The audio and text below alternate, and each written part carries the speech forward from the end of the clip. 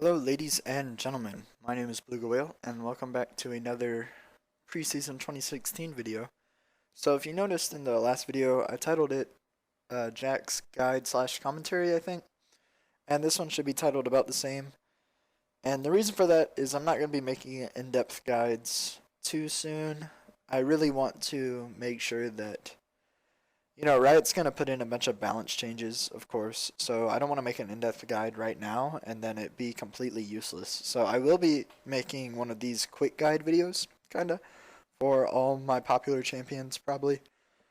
So yeah, just explaining the title. But anyways, today we're playing Ekko, and I hope you guys enjoy. Okay, so here we are on the client to talk about runes and masteries and stuff, but before we jump into that, a couple things I want to say. I do have a Twitter now, if you guys want to follow me there. It will post when I upload new videos, and I'll post, normal Twitter stuff. If you want to follow me, it's cool. If not, I don't really care. But just letting you guys know. Also, if you're on NA and you want to play with me sometime, this would be the best way to do it. There is a chat lounge called Whale Lounge, or a chat room. And if you don't know how to join chat rooms, just go over to the chat room control panel down here, and then hit join a chat room. And then what you would type in is Whale Lounge, and it would open up this. And I have this to where I auto join on startup. And if you want to do that, then you can. That's the best way to play with me, probably. If I'm looking for people to play with normals, I'll look here first to see if any of you guys are here. So yeah, if you're on NA and you want to play with me, join this room. If not, that's fine. And if you're not on NA, sorry, I can't do much about that. But yeah, just a couple things I want to let you guys know. So before we go into runes, I am going to play some music during this video, like I did in the preseason one. If you guys have any opinion on the music, let me know whether you like it or don't like it. I would rather do it, but if you don't like it, I can certainly not do it. Just let me know in the comment section below. And yeah, the song we're listening to is called the Marine Tube Remix. It's by Poke Remix Studio, and it's just a really chill song. So yeah, we'll just listen to it and go ahead and move on. So as for runes, take the same runes that I took in the Ekko in-depth guide, if you've seen that before. They're ability power quints, attack speed reds, armor yellows, and cooldown reduction blues. So the ability power quints are just to do a little bit more damage on your spells, and also to clear the jungle a little bit quicker. They're going to help you with that. Attack speed reds are to clear the jungle 1, and 2, they will proc your passive more often, whether it's your W passive, where your auto attacks do more damage to low health targets, or it's your passive, where every 3 hits you deal extra damage and slow the target. So those are the reasons I take attack speed on jungle Ekko for sure. If you were laning as Ekko, you might not want it, but jungling, this is what you're gonna want. Armor yellows, because if you don't take armor yellows, you are going to die in the jungle. I have actually had some problems clearing the jungle as Ekko since the preseason started, but it's just on the first clear. After that, it's not that hard, but you definitely do need armor yellows. And then finally, blues can be pretty much whatever you want. I just prefer the flat cooldown to have access to my abilities early and just be a little bit stronger. If you want magic resist per level, that'd be fine. Flat magic resist, maybe even ability power would be okay. Blues are pretty much up to you guys, but I do use cooldown blues and I recommend them. Now, on to masteries. I take 0, 12, 18 on my masteries. This is a tank Ekko video, if you guys probably didn't. I didn't say that in the title. So anyways, yeah, this is tank Ekko. I've been playing around with damage Ekko, but I just don't think damage Ekko is in a strong place right now with the new jungle, but we'll see. I'll still try it out, and if I do find something that works really well, I'll of course make a video about that. But as for now, it's going to be tank Ekko. So 0, 12, 18. I take Wanderer because it gives you bonus movement speed while you're out of combat, and then that's going to help you move around the map and go for ganks more often. If you take this mastery, it's not that important that you get boots at, it's not important that you finish your tier 2 boots very early, and then that's just going to make you a more powerful duelist if you don't have to waste money on boots early. Next, I do take Secret Stash because of how difficult it is to clear for the first time. When we get into when we get into the gameplay, you'll see the starting items, but Secret Stash is going to increase your potion duration, and it's just going to help you sustain a little bit in the jungle. I take Merciless because it increases damage to low health targets, and alongside Ekko's natural execute and his W passive, this is just a great mastery to take on him. And then finally, Dangerous Game. Dangerous Game heals you if you get kills or assists in team fights, but you should be at least getting assists in team fights. And it's just pretty much a free heal. Even on tanks, it's really good. I do actually like what they did this season with tanks being able to get Dangerous Game. So last season, I like to take 30 points in the defense tree, if you guys have seen my old videos. But this season, you can't even put more than 18 points into a tree. See, I have an extra point right now, but you just can't put it anywhere. So I do take Dangerous Game on my tanks. It's just good. You're going to get assist in team fights, and then you're going to heal during the team fight. So it's just a powerful mastery. You could go down the offense tree too if you wanted, but I prefer the execute on Ekko than I do a little bit more damage at full health, I guess, is what you could break it down to. So anyways, next on we have the resolve tree. I didn't say this already, but this is a resistance tank build.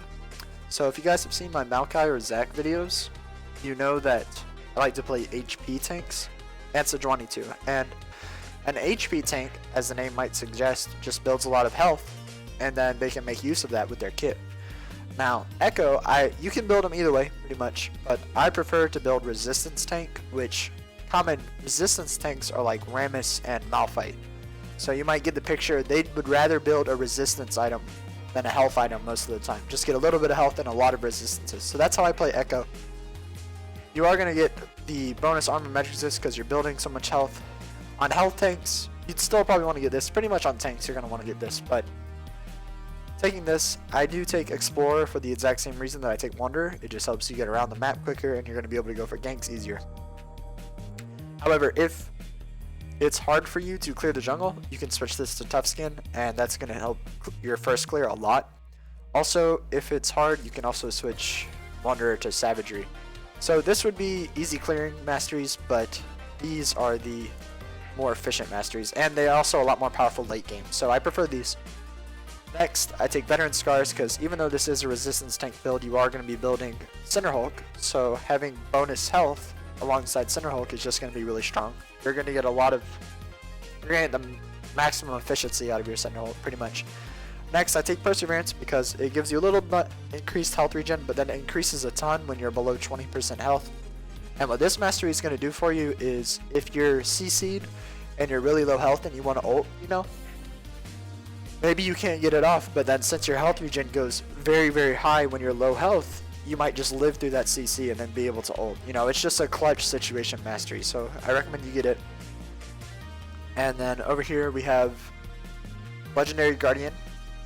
It just gives you bonus armor and magic resist for nearby enemy champions. So as a resistance tank, this is what you're going to want to take. And then finally, Bond of Stone. Bond of Stone is the best keystone mastery for Ekko, in my opinion. At least tank Ekko. So the three defensive keystone masteries are Bond of Stone, Strength of the Ages, and Grasp of the Undying. I'm going to read them left to right. So Grasp of the Undying. Every 4 seconds of combat, your next attack against an enemy champion steals 3% of your max health versus the target. So this is really good on HP tanks. So Zac, Maokai, those kind of guys, this is what I would take on them. Especially Maokai. This would be very, very strong on Maokai because this means that while you're in combat, your passive would heal you a ton. But anyways, this is an Ekko video. So you don't need to get this because you're not going to be building that much health on Ekko. So no reason for it. Next up, we have Strength of the Ages. Now this mastery, some people might think this is better for HP tanks, and it's not. I can see where that confusion might come from because this does give you 300 extra health if you farm correctly with it. But however, on HP tanks, you're going to get plenty of health, right? You're building health because it's an HP tank. So this mastery is better for HP tanks. This mastery is actually good on resistance tanks. So Malphite and Rammus, this mastery is really good on them. It would be kind of good on Ekko, but I just think that Bond of Stone is better because what Bond of Stone does is, one, it gives you 4% damage reduction straight up. Also, when you're near an ally, that doubles to 8%, so in team fights, you're usually going to have 8% damage reduction. And 8% of the damage that your allies would take is redirected to you. And the way Ekko's ult works is that you heal for a percentage of the damage taken. So it's fine if you're taking a lot of damage as Ekko, and you can then just ult and you heal. So I don't know. It's down to one of these two, but I think Bond of Stone just makes a ton of sense just because of the way Ekko's ult works. You know, you heal based on the damage you take. So it's fine if you're taking a little more damage for your team. It's just going to help them in the long run. So, now we're moving on to item sets.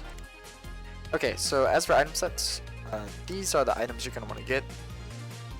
Before I talk through them, just know that these 4 are the core. So you always want to get these 4 items on Ekko when you're playing him. And then the last 2, I usually get one of these 2, and then any one of these last 4 is good. But we'll go ahead and talk through them. So as for your jungle item, I always get Tracker's Knife. I think Tracker's Knife is by far the best jungle item that exists, and probably the most powerful jungle item that's ever existed. 2 free wards on a jungle item is just really strong. That means that you can get a red trinket early as soon as you get this, and then you can still ward for your team. So I think Tracker's Knife is really good, and I recommend most people get it. If you don't want to get Tracker's Knife for some reason, Stalker's Blade is better than Skirmisher's Saber, but I think Tracker's Knife just far outshines both of them. However, Stalker Blades is pretty good too. But anyways, Tracker's Knife, and then I go into Cinderhulk because this is tank Ekko, so you're going to want to get Cinderhulk, and yeah, that's about it. As for boots, I do like to get Boots of Swiftness. As I said in the last video, the thing about Boots of Swiftness is they now grant 65 movement speed, so they buff the movement speed that they give you, and they lowered the cost. So now the cost is only 800. So in my opinion, high mobility boots that are pretty cheap, and these always give you 65 movement speed, right? The thing about Boots of Mobility is their movement speed goes down while you're in combat, but not Boots of Swiftness. So I recommend Boots of Swiftness pretty much every game as a jungler. However, if the enemy team is 5 AD, Ninja Tabby is going to get a lot more gold efficiency. And if they also have a ton of CC, you might need to get Merc Treads. But overall, I think Boots of Swiftness are very, very strong on junglers, so I usually get them. Next up, we do have Iceborn Gauntlets, as you might have. This was hinted in the title, if you guys didn't notice. So Iceborn Gauntlet got a little bit of a rework. It doesn't give ability power anymore, which is a little bit weaker for Ekko, but I think they made up for it by the fact that now Sheen gives CDR, and so now Iceborn Gauntlets gives 20% instead of 10%. So I think that it's pretty much a buff, in my opinion. I don't think that the missing ability power really hurts Ekko, so I still get Gauntlets. You're gonna want to get, you can get Sheen first and then go into it, or Glacial Shroud. Sheen's going to give you a pretty big damage spike as soon as you get it, so if you're doing well, I recommend Sheen first. If not, you can go Glacial. But the other thing about Iceborn Gauntlets is now the area of effect that slows scales with your armor. So since you're going a resistance tank Ekko, and you are going to be building Dead Man's Plate because that's part of the core, the zone is going to get pretty big. So I just think that the 20% CDR is almost too good to give up, and then also since you're building a bunch of armor anyways, you're gonna use Iceborn Gauntlets to its maximum efficiency pretty much. So I recommend those. Next up we have Dead Man's Plate.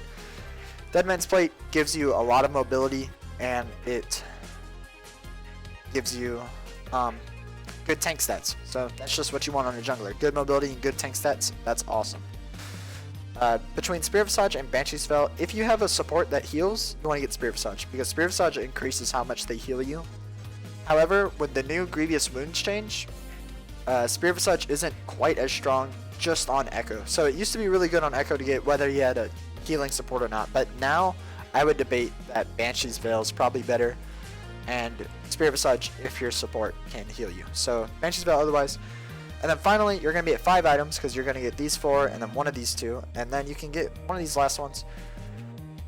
If your support didn't get Locket for some reason, then you need to get it immediately. If they did, then it's down to one of these 3. I like Zizrat Portal a lot. It's cheaper than Guardian Angel, and it gives you a little bit more mobility, which I'm just obsessed with as a jungler. However, Guardian Angel did get buffed, so now it gives you as much resistances as Zizrat Portal, so really you could get Guardian Angel too. That means you're going to be able to use Guardian Angel and then fight a little bit more than ult. It's pretty good. The one thing I don't like about Guardian Angel is that it is after 4 seconds of stasis you revive, and the way Ekko's ult works is that it's damage taken in the last 4 seconds.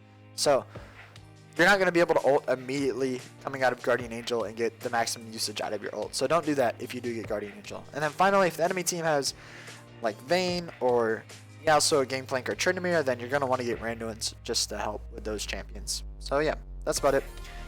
And then next up, we'll be moving on to the gameplay. Okay, so we're loading into the game. And as always, when you're loading into a game, you want to look at your team and the enemy team, and then try to plan out some early ganks. So as for our team, we have Tahm Kench top, and I'm actually going to pause it and fix everything. So we're on red side. We don't want to see chat.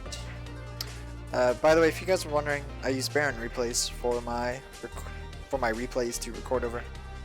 And actually, I use Bandicam to actually record this. So just in case you wanted to know. Okay, anyways. We have Tahm Kench top, I'm jungling, we have Soraka support, and we have Vlad mid. Enemy team has Lissandra top, Waves 80 carry, and a mid Blitzcrank support. Okay, so as for top lane, Tahm Kench has pretty good CC. He does have a stun, and of course his E is really strong CC, but he can only get that CC off if he's able to stick onto the target for a really long time, and Lissandra is actually very good at getting away from Tahm Kench, so don't really want to look top to gank very much. Mid lane, Annie doesn't have any escapes, however Vlad doesn't have any crowd control, so it's still a really hard gank. And then bot lane, same thing. Graves and Blitz don't have much escapes, but Soraka and Lucian don't have any CC. So, as for what I want to be doing, probably focusing on jungling mostly, and then maybe ganking some lanes. So, starting items, I didn't actually talk about this when we were at item sets for a reason. So I'm on red team this game. That means you're in the top right corner of the map, and down here is blue team, of course. If you start on red team, and no matter what side you're going to start on, you want to start with your bot lane. So you're either going to do Krugs first, or you're going to do Gromp first. If you are on red team, you're doing the blue buff after Gromp, and if you're on blue team, you're doing the red buff after Krugs. So anyways, you're going to get Hunter's Machete if you're on red team, because in terms of which item gives you more life, just based on the item, Hunter's Machete actually gives you a little more life than Hunter's Talisman. So, and all in all, it would be the better sustain item. But if you're starting on blue team and you have to do red first, then you're going to run out of mana by the time you kill red if you don't get Hunter's Talisman. So Hunter's Machete if you're doing blue first, Hunter's Talisman if you're doing red first. That's about it. Now, I do get 3 health pots because, once again, Ekko's first clear is kind of rough, and I do take the masteries that benefit ganking and late game, not early game clearing. So if you have the easy clear masteries, you might be able to take the refillable flask, or whatever it's called. But with the masteries that I take, I need to take 3 health pots, and then you do get a Hunter's Potion also on Ekko, and we'll talk about it more later, but as for your first buy, they need to look like this. Let's go ahead and focus on me and speed it up some. So I do place a ward right here, by the way. This way, if they want to invade with Blitzcrank from here, I'll see them. And it's a lot safer to place the ward right here than it is to go all the way to this bush and place it. Just so you know. So now I'm going back to here, and they did change spawn time, as you guys probably know. Minion spawn, or monsters spawn at 140 now instead of 155. So with Ekko, if you're doing Gromp, you want to press your W at 138. If you're doing Krugs, you want to press your W at 137. So at Gromp, you're going to press it at 138. So I'm going to do it right now. And then what that's going to do is Gromp's going to spawn. I'm going to smite Gromp. And then he's going to hit me. And since Gromp hit me, he's taking his own buff's damage while he's stunned. If you use your W at 137, the monster will be stunned as soon as it lands, but Gromp won't take his own damage if he doesn't auto you first. So use your W at 138 on Gromp, and you can do it at 137 on Krug, so they're stunned immediately, and then you can use your smite to stun them again after your W stun ends. So after that, just going to blue. It's pretty standard clearing. You know, just the same old same stuff.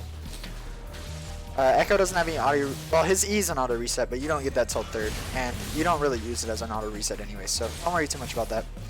But then, yeah, as you can see, I get very, very low from clearing. If you take the easy clear masteries, it'll be a lot easier, but I prefer to be stronger at ganking. So, anyways, going over to Raptors. Raptors aren't very hard to clear for Ekko at all because he does a lot of AoE damage. So just make sure you kill the little Raptors first, and then you can move on to the big one. My Vlad did actually get ganked mid because the Annie is DC'd for now, unfortunately. No, the Annie went bot. I don't know why the Annie went bot. I think she DC'd for a little bit. Whatever. Doesn't really matter. Annie ends up going mid. So, I don't know what they're doing right now. What I'm doing is trying to clear this red. I did smite it for the health boost, but as you can see, the red's still just going to kill me. So I'm going to have to run away from this, and I am going to go do the Scuttle Crab, just because Scuttle doesn't hurt you, so obviously I can clear it. And yeah, that's all there is to it right now. And I'm going to back, and I think I can afford my jungle item. So I do buy my jungle item.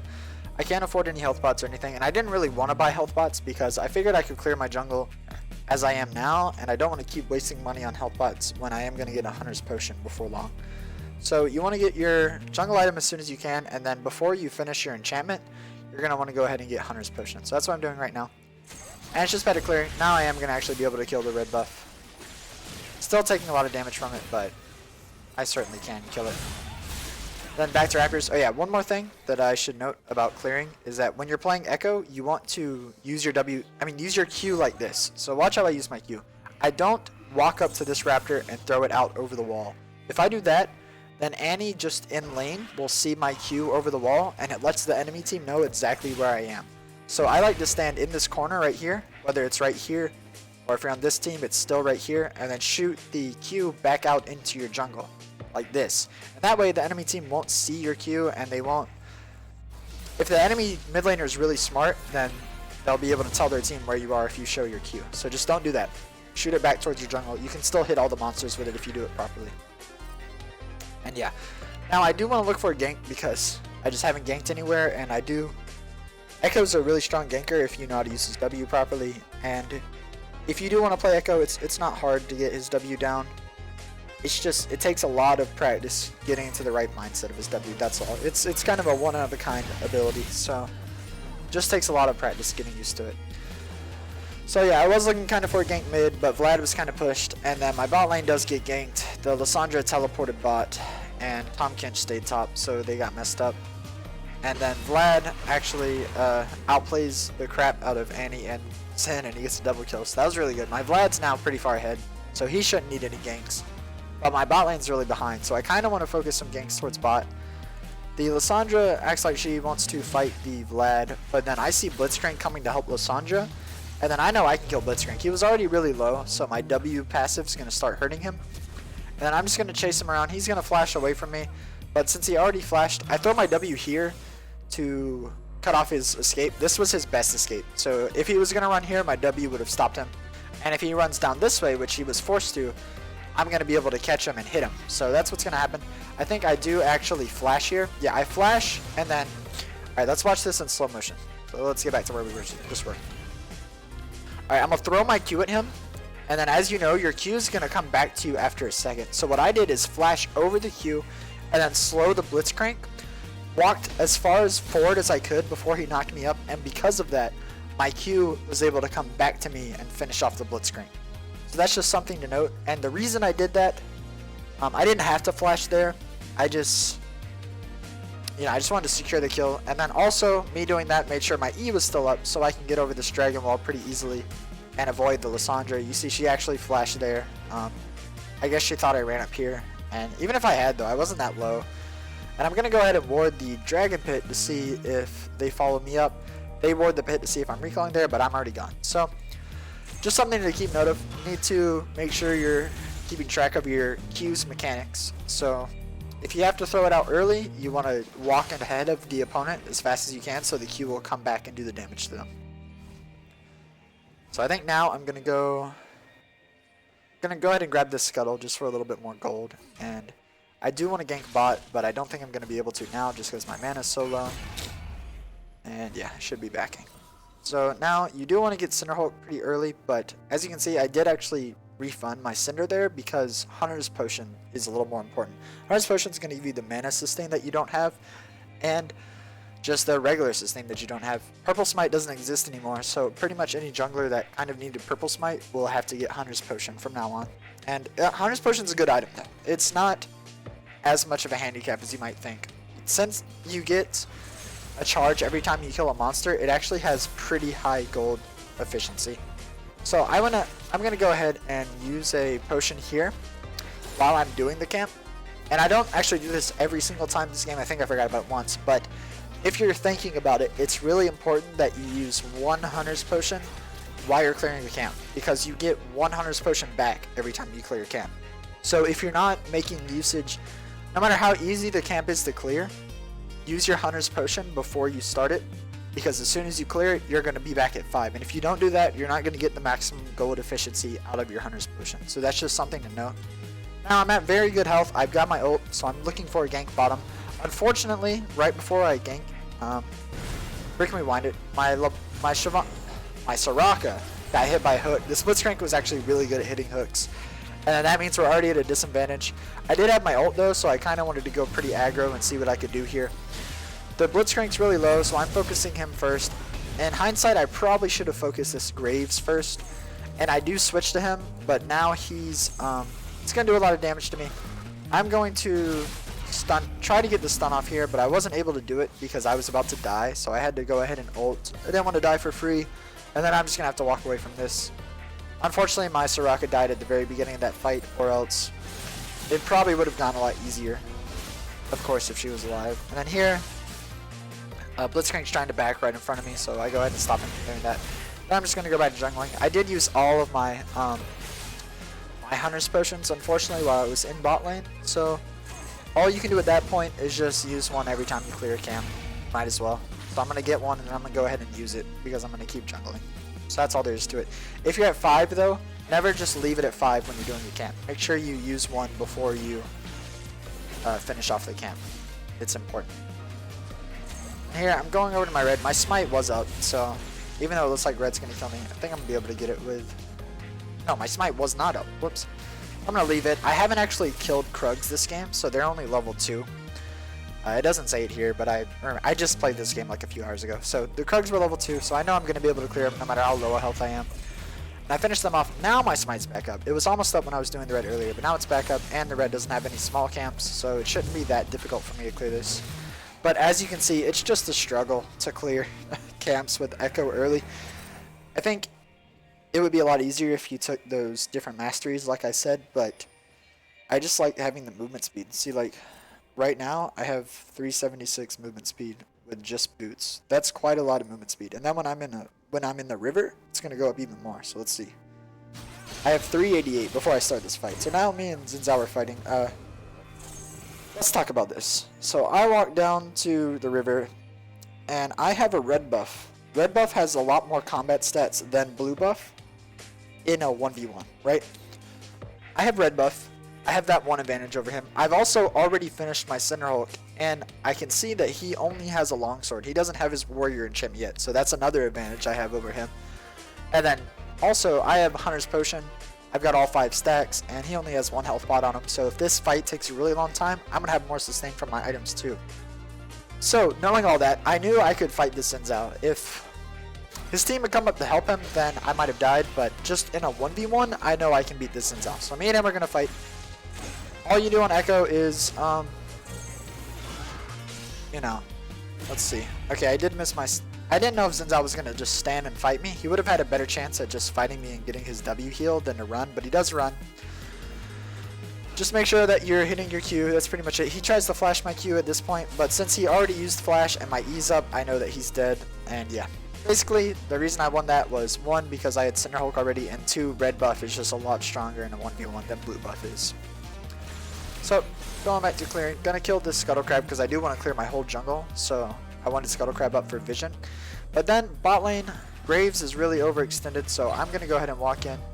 My My Lucian didn't get Blitzcrank hooked, so the fight's looking pretty good right now. I'm going to go ahead and flash in so my E lands on the Graves because I want to get a slow on him.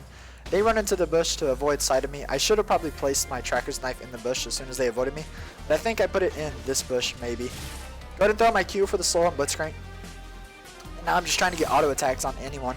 I do throw my W down here because I knew that's where Graves was going to run. If he had run up to dodge this, he would have been in my auto attack range. So he's pretty trapped right now.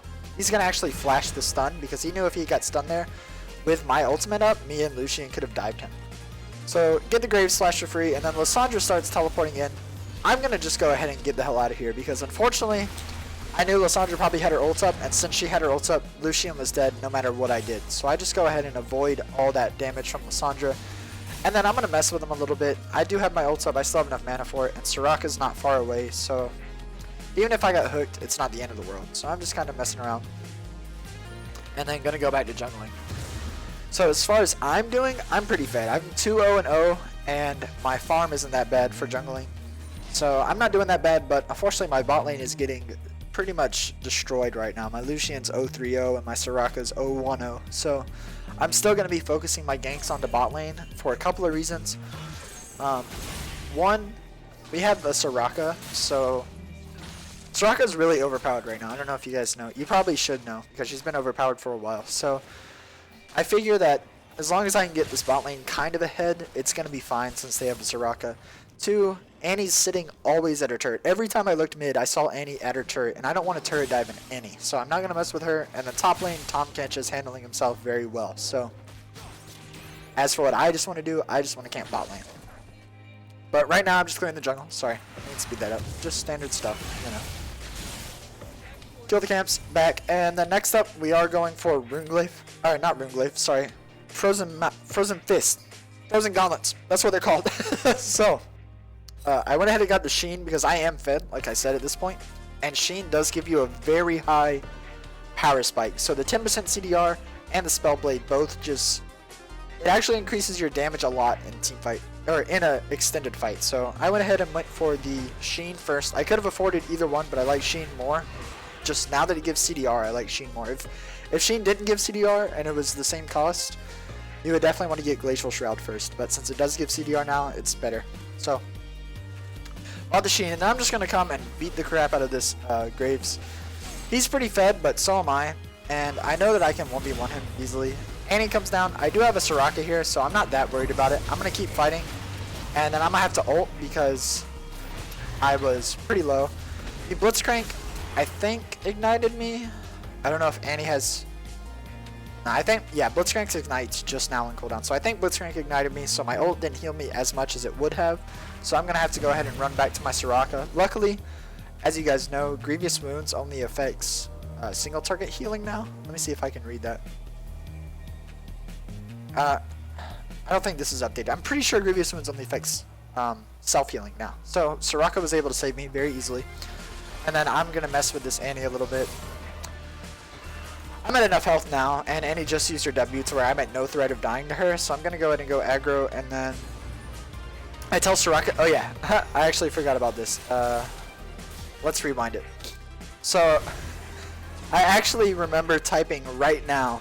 As soon as I get past this bush, like right now, I was like, Raka, heal me, because I was going to dive this Annie. She's an E's health away from me. So Raka does get one heal off on me, and that's all I needed. I can E in, Q the Annie, and then now I'm able to get away. Raka's going to heal me on the way out, but it was just that first heal that I knew with Sheen and my E that Annie was going to die. So that's all it was. And here we're going to do the dragon. I have a Soraka here, so it actually does not matter how much health I have because Soraka's not going to let me die to dragon anyways. So we're doing the dragon. Standard stuff. If you have to solo the dragon, one thing to note is that you might want to smite it kind of early, but that is really risky to smite early. However, the reason for that is that your W does affect dragon too, like any opponent. So if dragon gets below 30% life, you're going to be doing a lot more damage to it with your auto attacks. So just something to note on big monsters like that. Go ahead and get them low first if you know that it's safe. If there's a risk of steal, of course, never smite early. And then here, I was actually waiting on my swiftness boots. I was like 20 gold off, so I decided to sit in base and wait. That means I'm going to get a ton more mobility. Since I have Hunter's Potion, I have enough sustain now to stay out in the jungle, and then with Boots of Swiftness, I'm going to be able to gank really often.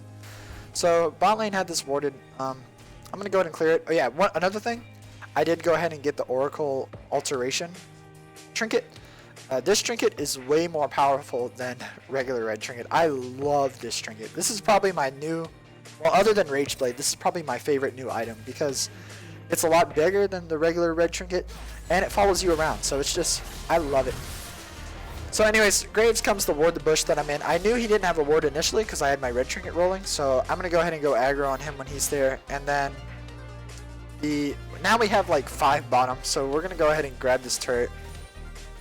One thing to note, I didn't really focus Rift Herald this game, and the reason for that is because my Tahm Kench was already, my solo lanes were already winning, right? Tahm Kench has been 2-0 for a while, and Vlad was 2-1 before he got some kills bottom. So if your solo lanes are already winning, all you need to do is make sure that the enemy team doesn't get Rift Herald. And the way that I did that was make sure Xin Zhao had to keep coming bottom because I was always bottom. So you could also just ward Rift Herald. If you're playing a Devourer jungler, it's good to get Rift Herald. I mean, it's a free stack, but if you're not going to get it, just make sure you keep it warded if you're jungling most of the time. So if you're focusing on ganks a lot, the enemy's probably not going to go for Rift Herald.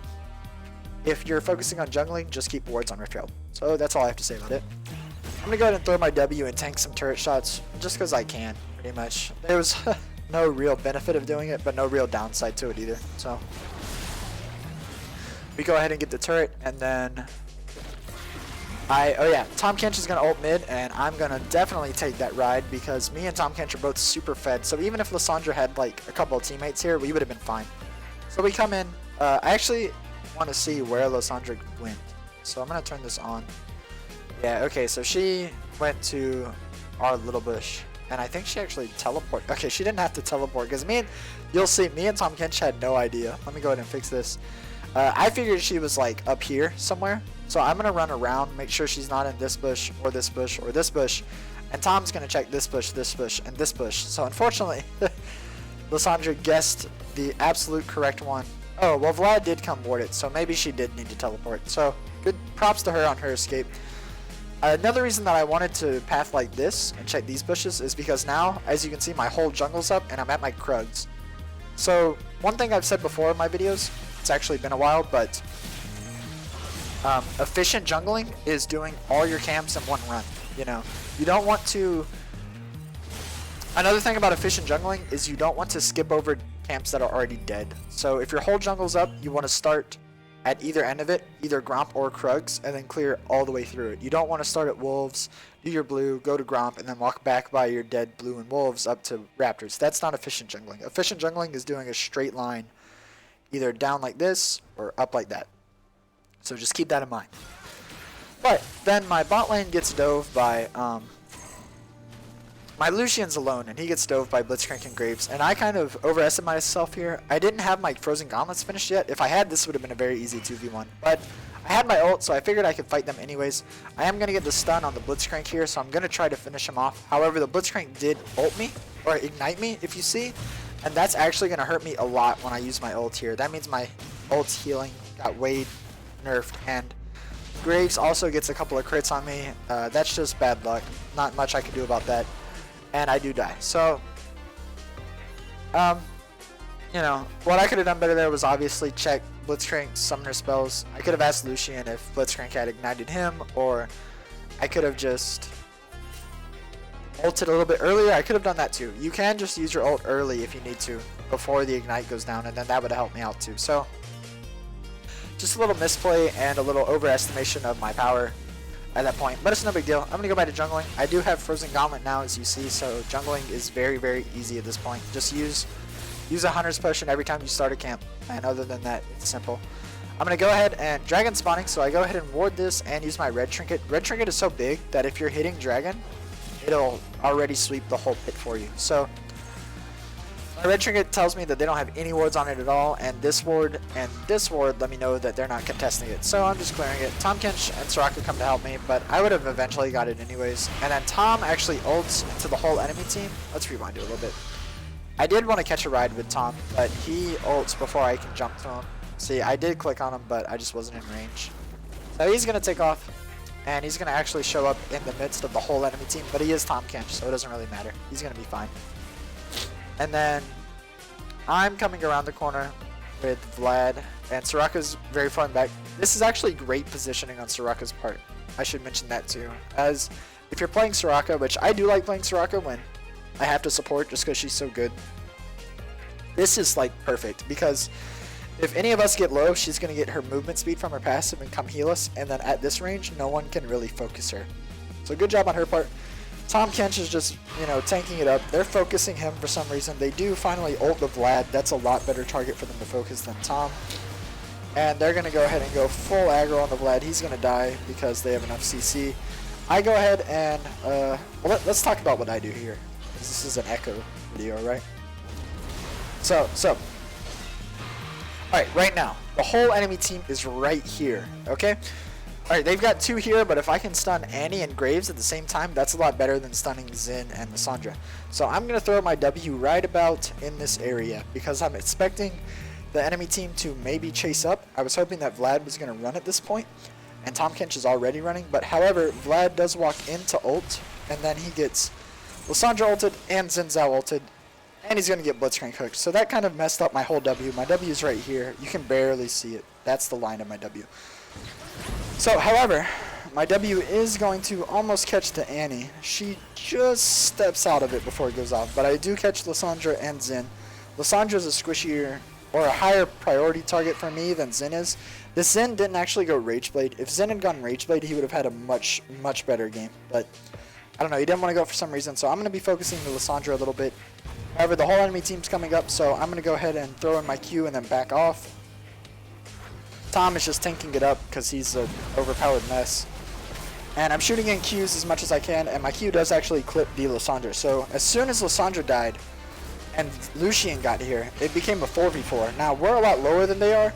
However, we have a Soraka here. So my ult's still up, so I'm going to go ahead and throw in my Q on Graves, and then the whole enemy team is chasing my Lucian. So I throw down my W on the way to Lucian. I do catch Graves and Blitzcrank in a double stun, and because of that, we very clearly win this team fight. Annie tries to kill me, but I still have Soraka in the back, so it's literally no big deal. I'm going to go ahead and Lucian's going to kill her, and I'm going to get some heals. So, that was quite a mouthful, but just a lot of me.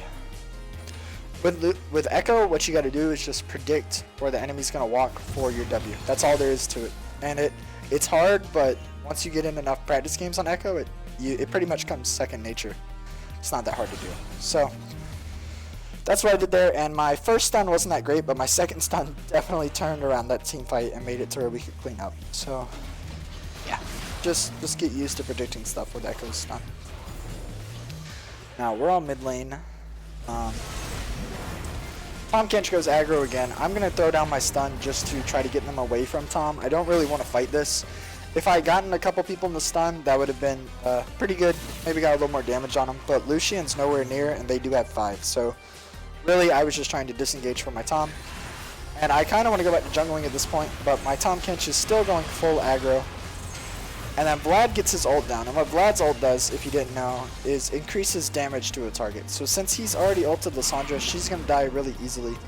And then I'm going to jump on the Blitzcrank just because he did get caught in my W stun. That's literally the only reason I was hitting Blitzcrank. And then now I'm going to switch targets to the Graves because he's really low, and I used my E, so I have my dash. However, unfortunately, I'm stunned by Annie at this point, and Xin Zhao was also focusing me. So I was stunned for just a little bit too long to get my ult off. I did have my ult, and Rocco would have certainly saved me, but, you know, that's just how the cookie crumbled. They have Annie, Blitzcrank, Xin Zhao. They have plenty of CC, and I didn't get Merc Treads, so that's why I was stunned down. And then, luckily for me, after they kill me, they get a little bit too aggro. Lucian finally comes up from bottom, and then my team's able to ace them. So, overall, if I had Merc Treads, I wouldn't have died that fight, but even though I did die that fight, I don't really care. My team got a clean ace. It was my 1 death for 5 enemy deaths, and as a tank jungler, that's always worth it. Always worth it. So yeah, my team wants to Baron. Oh yeah, I was really selfish right here. I don't actually recommend doing this in your game. I mean, it didn't hurt me, but this was really stupid to me. So My team goes for Baron, and I know they want to go for Baron. I'm sitting here in base. The proper thing to do here is to buy home guards and get to Baron as quickly as I can. But let's see how much gold I had. Okay, now I have enough for Deadman's. I was just under Deadman, so I was like, I'm sorry team, I'm gonna wait on the Deadman's, and that was really greedy of me. Like I said, it doesn't actually hurt us in the long run, but that is not the safe play to make. Just so you know. Like I said, it doesn't hurt us. We do get the Baron, and they get Tom, but so okay. Annie does not have her ult, but she can still get a multi-person stun. So what I'm gonna do is just keep Annie away from my team in this team fight. Also, not gonna lie, I was kind of pissed off at this Annie because she's the whole reason that I died last fight with her eternal stun. So I'm gonna go ahead and focus her down. Vlad in the meantime is 3v1ing because he's a monster, and Lucian doesn't want to fight with him for some reason. Soraka ults, and then Vlad's gonna get 1 kill. His Q is almost coming up, so I think he's gonna live a little bit longer. I do finally kill the Annie, and the Xin Zhao came to peel the Annie. If Xin had gone to Vlad, he would have saved his team a lot of trouble. But since he came down to me, I'm just gonna slap him a little bit because I'm pretty fed at this point. And Xin, like I said, if he had gone Rage Blade, he'd be better, but since he didn't, he's no problem for me.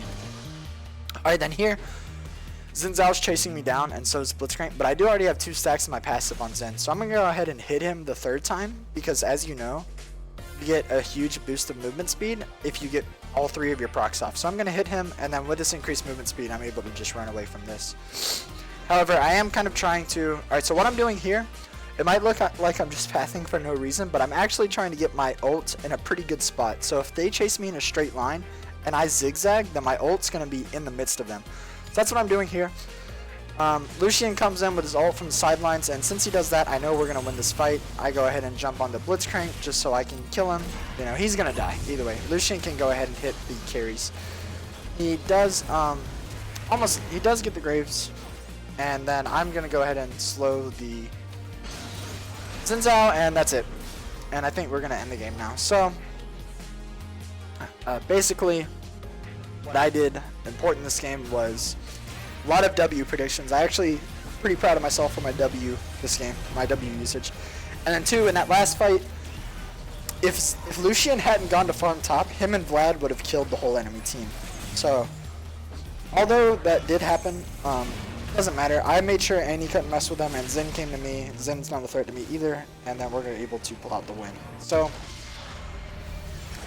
this was actually one of the few times that my recording is longer than the gameplay.